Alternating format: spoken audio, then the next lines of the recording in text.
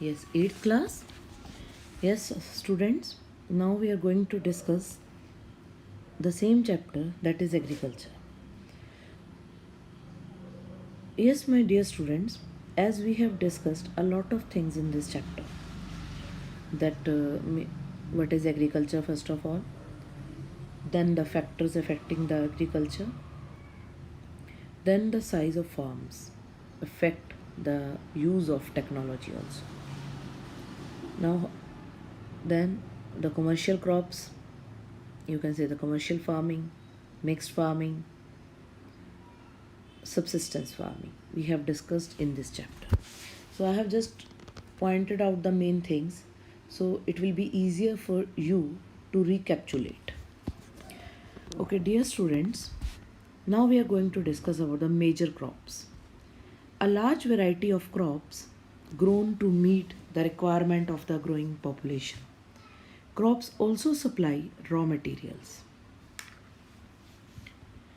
For agro-based industries, major food crops are wheat, rice, maize and millets. Jute and cotton are fiber crops. Important beverage crops are tea and coffee. So dear students, the beverage crops means the crops which are used for drinking purpose. So rice next is a major food crop of the world. It is a staple diet of the tropical and subtropical areas. And rice, the features means the requirements for growing of rice. It needs high temperature, high humidity and rainfall.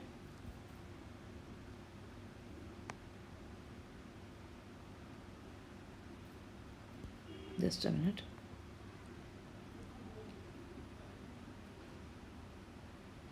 And best in alluvial soil. As I've told you that in plain areas in India we found alluvial soil. And next is a clay soil which can retain water, because as we know that rice require more water. So China leads in the production of rice, followed by India, Japan, Sri Lanka and Egypt. In favorable climatic condition as in the West Bengal and Bangladesh, 2 or 3 crops are grown in a year. So next is a wheat. It requires moderate temperature, not so cold and not too hot, and rainfall during the growing season. When we read one by one all the crops, the features are given in everywhere, that which type of climatic condition each and every crop required. So in this, rainfall during the growing season, bright sunshine at the time of harvest. It thrives best in well drained loamy soil. Loamy soil means alluvial soil, you can say so. The wheat is grown extensively in USA, Canada, Argentina, Russia, Ukraine, Australia, and India. In India, it is grown in winter. Next is the millets. They are also known as coarse grains and can be grown on less fertile and sandy soil. It is hardy crop that needs low rainfall and high to moderate temperature and adequate rainfall. The main example of millets are jowar, bajra, ragi. They are grown in India. Yes, my dear students, nowadays ragi has also uh, gained popularity in people. The people they are started using the ragi into their food. Other countries are Nigeria, China, and Niger. Now the next is the maize. Again, maize require moderate temperature and moderate rainfall.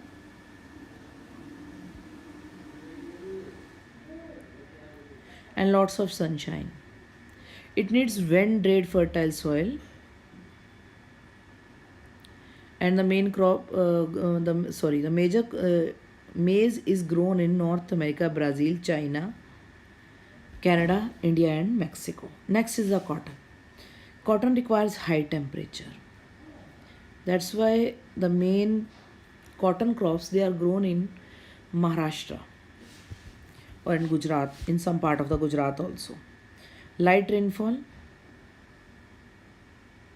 210 frost-free days and bright sunshine for its growth. Best grows best in black and alluvial soil, because in Maharashtra black soil we can found there, that's why it is grown there.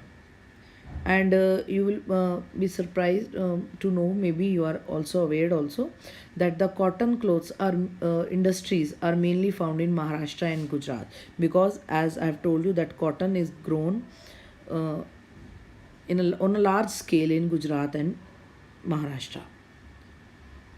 Okay, these are the leading producer of cotton.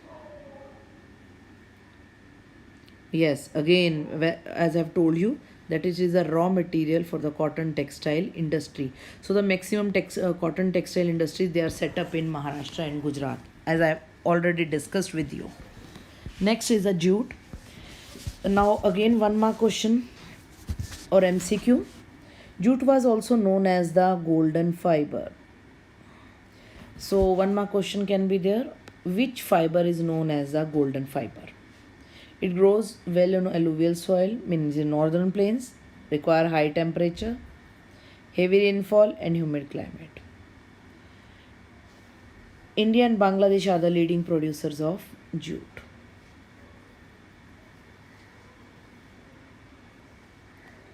Next is the coffee. Coffee require warm and wet climate and well-drained loamy soil. Hill slopes are more suitable for the growth of the crop, because the loamy soil is a well drained with water, and when we want to grow coffee and tea, then the soil must be drained with water, but not the stagnant water is there.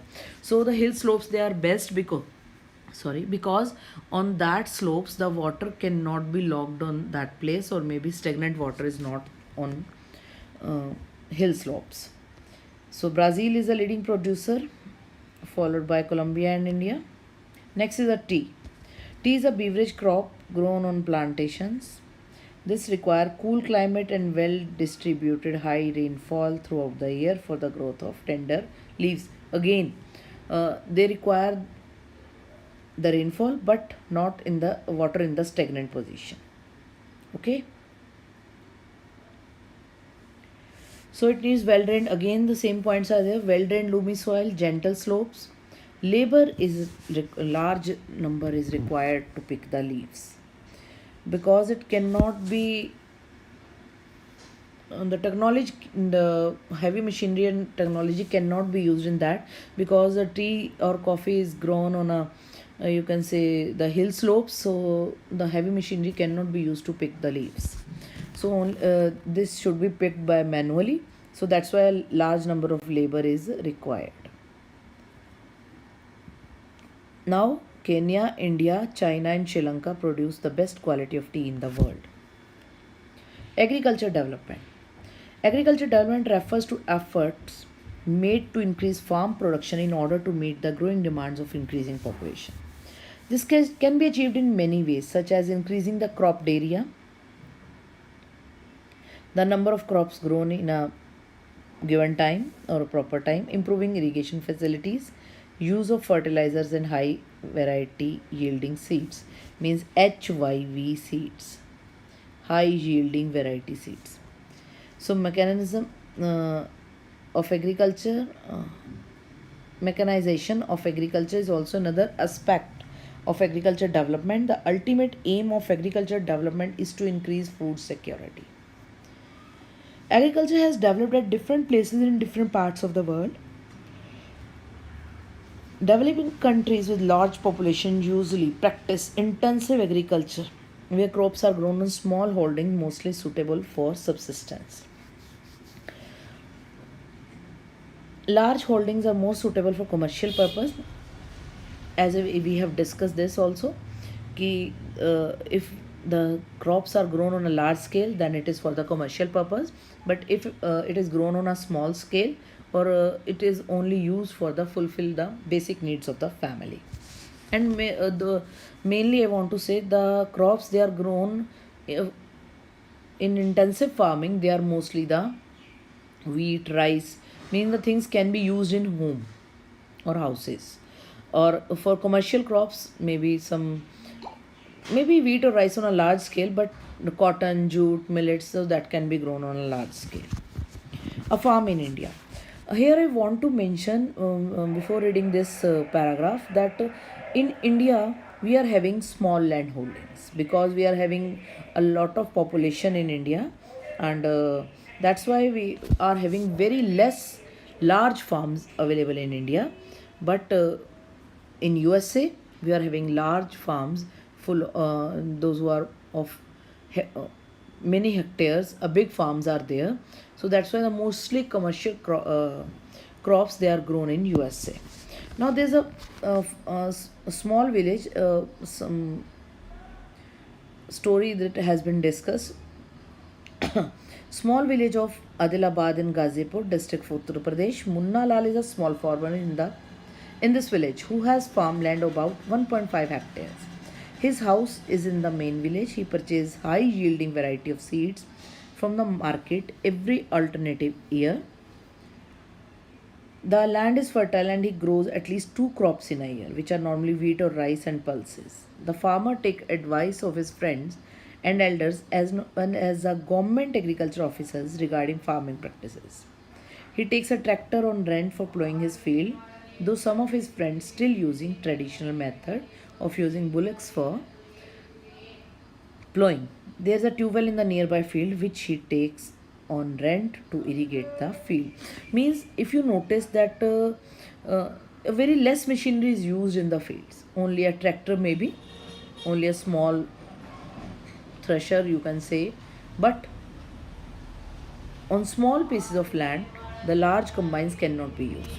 So listen, dear students, on Indian farms, maximum the manual labor is using nowadays also in maximum areas, because still as I've told you that we are having small pieces of land, so we cannot able to use the technology because of their large size, and secondly because of their high price also in comparison to USA. So Munalal also has two buffaloes and few hens. He sells milk in the cooperative stores located in the nearby town. Member of the cooperative society, and which advises him to on the type of fooder for his animals, safety measures to protect the health of the livestock, and artificial insemination. So all the members of family help him in the various farm activities because they are having small piece of land. So well, maybe they are not able to give the money to the labor from outside, or they are not able to hire the labor from outside, so the only family members they are helping in their fields. So they are purchasing the good seeds, fertilizers, and HYV seeds, high yielding variety seeds. So we sell this produce in the mandi located in the nearby town, since majority of the farmers do not have lack storage facilities. So they are forced to sell the produce even in the market if not favorable to them also. Means if the price is not good, still they have to sell because they are not having the proper godowns or the proper areas where they can store their crops. So in farm in the USA, the average size of the farm in the USA is much larger than that of the Indian size. A typical farm size in the USA is about 250 hectares. Look, Mullah Lal is having only 1.5 hectare, and mainly the farm size in USA is 250 hectares. The farmer generally resides in the farm. Some of the major crops they are corn, soybean, wheat, cotton, and sugar beet. So again, some stories there. Joe Haron, a farmer in the West USA in the Iowa state, owns about 300 hectares of land. And especially in India, when we are having small piece of land, then also we require more manual labor.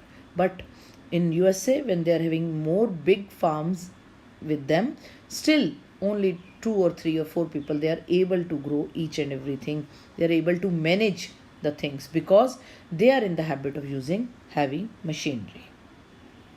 So he grows corn on his field after making sure that soil and water resources meet the needs of the crop. Adequate measures are taken to control the pest. Look, spray of pesticide with the help of aeroplane. To damage the crops, from time to time, he sends the soil sample to a large testing laboratory to check whether the nutrients are sufficient or not.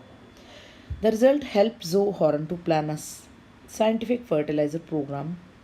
His computer is linked to the satellite, which gives him a precise picture of his field. This helped him to use chemical fertilizers. So, look how much different conditions we are having.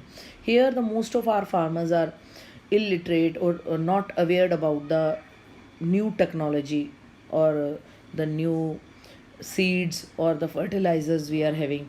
But farmer in USA are more aware and linked to the technology so they can increase the yield of their crops. Now the most important question of this chapter, the distinguish between subsistence farming and commercial farming. So subsistence farming, it is done in India. You can give one more example. And commercial farming, the mainly done in the other countries, like those who are having the big farm areas. Subsistence farming practiced in small patches. Farming depends on irrigation. Primitive tools are used. Production is low. No costly fertilizer are used. Family members provide labor. Only cereals and other food crops. Commercial farming practiced on a large scale, exactly opposite to the subsistence farming. Irrigation facilities are available. Modern technology is used. Production is high. Chemical fertilizers are used. Labors are hired. Commercial crops are grown. Again, all the things we have discussed properly. Now this is exercise, and here I want to mention that same as I've told you, the important question of this chapter is subsistence farming and intensive farming. Many of the definitions are here. Agriculture. Oh, the second important one is the shifting cultivation and its disadvantages, which I have told you. uh, all the questions are very good in this chapter, so the two main are important. So now you have to revise it and thoroughly prepare it. If any query is there, so we can discuss it.